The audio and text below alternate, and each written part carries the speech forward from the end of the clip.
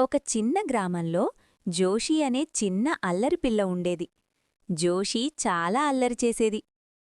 ఎప్పుడూ నవ్వుతూ, అల్లరి చేస్తూ ఇంట్లో తిరుగుతూ ఉంటుంది. గార్డెన్లో ఉన్న పూలు కోసి పాడు చేస్తూ ఉంటుంది. జోషి వాళ్ళమ్మ ఇలా అంటుంది. జోషి, అలా పూలు కోసి పాడు చేయకూడదు తల్లీ. అప్పుడు జోషి నవ్వుతూ ఇలా అంటుంది. ఇలా చేస్తుంటే సరదాగా ఉందమ్మా. ఒకరోజు జోషి చూసింది. వాళ్ళ నాన్న ఉద్యోగం నుండి వచ్చి అలసటతో కూర్చున్నాడు. అమ్మ ఇంట్లో పనులు చేసి నొప్పితో బాధపడుతుంది. జోషి మనసులో ఇలా అనుకుంది. మా అమ్మకి ఎలా అయినా సహాయం చేయాలి. ఆ రోజునుంచి జోషి మారింది. అల్లరి చెయ్యడం తగ్గించింది. వాళ్ళమ్మకు ఇంటి పనుల్లో సహాయం చేసింది. ఉద్యోగం నుండి వచ్చిన నాన్న ఆశ్చర్యపోయాడు. ఇంటి పని ఎవరు చేశారు?